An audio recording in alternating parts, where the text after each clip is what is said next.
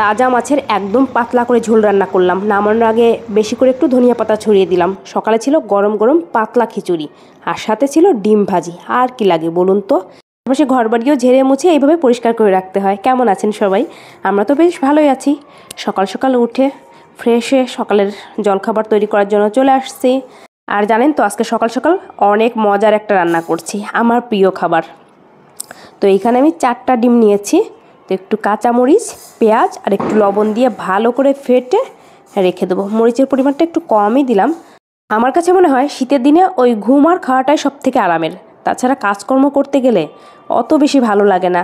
সকাল সকাল কি আর মন চায় যে বেড থেকে উঠে এসে রান্নাবান্না কাজকর্ম করি, জল ধরি? একদমই না, কিন্তু করতে তো হবেই। এইদিকে চাল আর ডালটা ভালো করে ধুয়ে আমি বসিয়ে দিয়েছিলাম। এখনও হলুদ লবণ অ্যাড করিনি। হাফ পট মুগ ডাল, হাফ পট মসুর ডাল।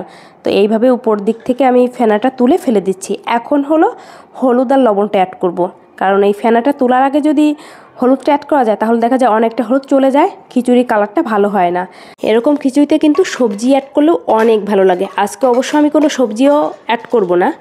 তো দিয়ে দিলাম পরিমাণ মতো লবণ, আর এখন দিয়ে দিলাম পরিমাণ মতো হলুদ। তো চাল ডাল অনেকটাই সিদ্ধ হয়ে এসেছে। আর দিয়ে দিলাম ওই 2-3টা কাঁচামরিচ। তো সব কিছু ভালো করে মিশিয়ে নেই। আর এইদিকে একটু চাও বানিয়ে নিতে হবে, কারণ প্রতিদিনের একটা কমন খাবার সকাল সকাল উঠে একটু চা।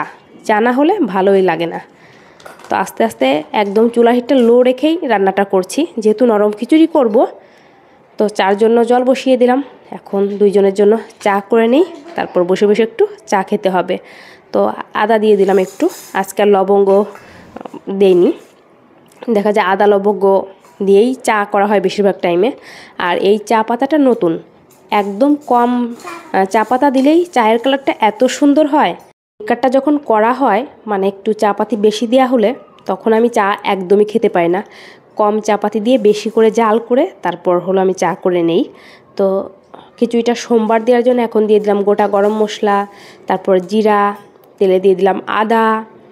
তো একটু রসুন, একটু না বেশ অনেকটা রসুন থেতো করে নিয়েছি, কারণ রসুন কুচি থেকে থেতো করে দিলে বেশ ভালো লাগে, সুন্দর একটা সুঘ্রাণ বের হয়। আর একটা মাঝারি সাইজের পেঁয়াজ কুচি। তো একদম লাল লাল করে ভেজে নিতে হবে। আর খিচুড়িটা মানে একদম সিদ্ধ হয়ে গেছে। এখন দিয়ে দিলাম সব কিছু। তো খুব ভালো করে মিশিয়ে নিতে হবে। চামচের সাহায্যে একটু আলতো হাতে মিশিয়ে নিতে হবে, তাহলে খেতেও ভালো লাগবে, দেখতেও ভালো লাগবে। ব্যাস, সকালের রান্নাবান্না কমপ্লিট। এখন গরম গরম ডিম ভেজে তারপর খাবার তুলে দেবো সবাইকে। খিচুড়ির কথা নতুন করে কি বলবো, আমি তো বরাবরই অনেক পছন্দ করি। সবভাবেই আমার ভালো লাগে, বা সব কিছু দিয়েই খিচুড়ি খেতে অনেক বেশি মজা লাগে। কয়েকদিন যদি খিচুড়ি রান্না না করি, মনে হয় ইস কতদিন খিচুড়ি রান্না করি না, খিচুড়ি খাই না। এক কথায় খিচুড়ি রান্না করার জন্য, খাওয়ার জন্য একদম পাগল হয়ে যায়। শ্রীমনের পাপাও পছন্দ করে, বাট আমার মতো এতটা না। তো 2টা ডিম ভেজে এখন তুলে নিলাম। তো মেয়েকে একটু খাবার খাইয়ে দেবো। এর ভিতরেই শ্রীমনের পাপা মাছ নিয়ে আসছে, একদম তাজা তাজা তেলাপিয়া মাছ। এখনও তো ফ্রিজ অন করা হয়নি, ওই যেদিন বাজার করা হয় পরিমাণ মতোই বাজার করা হয়, বা একটু বেশি হলে দেখা যায় রান্না করি, শীতের দিন থাকলে পরের দিন হয়তো খাওয়া হয়, এরকম আর কি। কিন্তু কোনো কোনো সবজি দেখা যায় নষ্ট হয়ে যায়, যেমন ধনিয়া পাতা, শাক। অবশ্য শাক কম করেই নিয়ে আসে, যেমন 1 মুঠো আজকে নিয়ে আসছে। তো একটা লাউ নিয়ে আসছে। লাউ ফ্রিজে না রাখলে ভালো থাকে না। শসা, আর দেখি এখানে কি কি আছে, লাল শাক, মরিচ। এই মরিচটা হয়তো ঝাল হবে, এর আগে যে মরিচটা নিয়ে আসছিল একদমই ঝাল ছিল না। আমরা দেখা যায় মানে কাঁচামরিচ দিয়ে রান্না করলেও খাবার প্লেটে কিন্তু 2টা 1টা করে কাঁচামরিচ সাথে থাকেই, কারণ যেহেতু ঝাল খেতে পছন্দ করি, এর জন্য ঝাল ছাড়া ভালোই লাগে না। ওই শ্রীমন শোনার জন্য এখন আসলে দেখা যায় একটু ঝাল কম দিয়ে রান্না করি। এর মাঝে ভেটটাও ঝাড়টা দিয়ে একটু গুছিয়ে নিলাম। আজকে খিচুড়ি কালারটা যা হয়েছে, একদম দেখে মনে হচ্ছে অনেক মজা হবে খেতে। শ্রীমন সোনাকে একটু গরম গরম খিচুড়ি তুলে খাবার খাইয়ে দিয়েছি। মাঝে মধ্যে আমাদের সাথে বসিয়েই একটু খাবার দেই, ও হাত দিয়ে দেখা যায় একটু খায়, তারপর পরে আমাকেই খাইয়ে দিতে হয়। কিন্তু বেশ অনেক দেরি হয়, তাহলে আবার ছড়িয়ে ছিটিয়ে নেয় চারপাশে। তো মাছ কেটে নিয়েছি অনেক কষ্ট করে।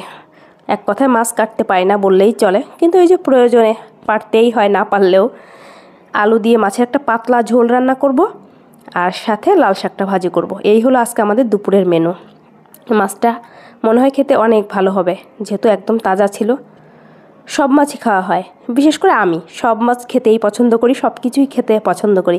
কোনো কিছুই মানে অপছন্দের নেই, যদিও আগে অনেক কিছুই ছিল, এখন নেই। এখন নিজের হাতে রান্নাবান্না করি তো, নিজের সংসার তো, এখন সবই ভালো লাগে। তো মাছটা ভেজে তুলে নিলাম। আজকে কড়াইটা এত বেশি গরম করেছিলাম, কড়াই একদম কালো হয়ে গেছে পুড়ে। ওই একটু গোটা জিরা দিয়েছিলাম আর হলো পেঁয়াজ কুচি, তো সামান্য একটু ভেজে এখন এখানে কয়েকটা কাঁচামরিচ দিয়ে দিলাম। তেলের উপর কাঁচামরিচ দিলে আবার একটু দেখা যায় কাঁচামরিচ থেকে বেশ অনেকটা ঝাল বের হয়, মানে যদি মরিচে ঝাল থাকে। তারপর দিয়ে দিলাম আলু, একটু হলুদ লবণ দিয়ে কিছু টাইম ভেজে নেব। একদম কম সময়ে ঝটপট করেই রান্না করব। পরিমাণ মতো লবণ হলুদ অ্যাড করে দিলাম। আসলে সময় দেখতে দেখতেই বলা যায় চলে যায়, 2024 গিয়ে 2025 সাল চলে আসলো। আসলে মানুষের জীবন ভালো মন্দ খারাপ সব কিছু মিলিয়েই যায়, যখন যেটা আসে ওইটাকেই অ্যাকসেপ্ট করে নিতে হয়। সবার নতুন বছর খুব ভালো কাটুক, নতুন বছরের শুভেচ্ছা রইল আমার পক্ষ থেকে। তো মাছটা দিয়ে দিলাম, এখন ভালো করে ফুটিয়ে নেব। একদম কম মশলায় রান্নাবান্না, আর যেহেতু এখন শীতকাল সব রান্নাই ধনিয়া পাতা টমেটো বেশ ভালো লাগে। যখন বাসায় থাকে তখন দেওয়ার চেষ্টা করি সব রান্নাই, আর যখন থাকে না তখন আর কি করার। তো এখন একটু বেশি করে ধনিয়া পাতা ছড়িয়ে দিতে হবে, তা না হলে মাছের আসল স্বাদটাই আসবে না। আর এরকম পাতলা কোনো মাছের ঝোল দিয়ে গরম গরম ভাত খেতে কিন্তু অনেক ভালো লাগে। একটু বেশি পরিমাণে দিলাম। ধনিয়া পাতাটাও দেখা যায় নিয়ে আসলেও 1 থেকে 2 দিনের বেশি কিন্তু ভালো থাকে না, মানে বাইরে রাখলে ফ্রিজ ছাড়া। তো মাছের ঝোলটা নামিয়ে লাল শাকটা বসিয়ে দেব। কালারটা দেখুন কত সুন্দর এসেছে, যদিও কাঁচামরিচের রান্না জানি না কতটা কি করতে পারবো, বাকিটা ঈশ্বরের হাতে। ঈশ্বর সহায় থাকলে হয়তো সব কিছুই আসলে সম্ভব। তো মাছটা এখন নামিয়ে নিতে হবে। ওই ধনিয়া পাতা দিয়ে 1-2 মিনিটের মতো একটু ফুটিয়ে নিয়েছি, ব্যাস এখন নামিয়ে নেব। নামানোর আগে একটু বেশি করে চুলার হিটটা বাড়িয়ে দিয়েছিলাম, টকবক করে ফুটিয়ে নামিয়ে নেব।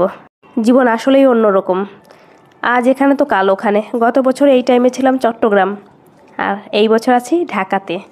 জানি না সামনে কখন কোথায় কিভাবে থাকবো, বাকিটা ভগবানের উপরেই নির্ভর করে, যখন যেখানে যেভাবে রাখবে ওইভাবেই থাকতে হবে। তো তার ভিতরেই যতটুকু আমরা পাই ওইটুকু নিয়েই আসলে সন্তুষ্ট থাকা উচিত। তো মাছ রান্না তো হয়ে গেছে, গল্প করতে করতে নামিয়ে নিলাম। তেলে একটু কালি জিরা পেঁয়াজ আর হলো কাঁচামরিচ দিয়েছিলাম। তো চলুন রান্নাবান্না যেহেতু কমপ্লিট, স্নান করে এখন খাবার দাবার নিয়ে বসলাম। গরম গরম মাছের ঝোল দিয়ে ভাত কিন্তু বেশ ভালো লাগতেছিল, অনেক ভালো হয়েছিল। তো খাবার খেতে খেতে আপনাদের কাছ থেকে বিদায় নেই। সবাই ভালো থাকবেন, নতুন ব্লগে দেখা হবে, টাটা।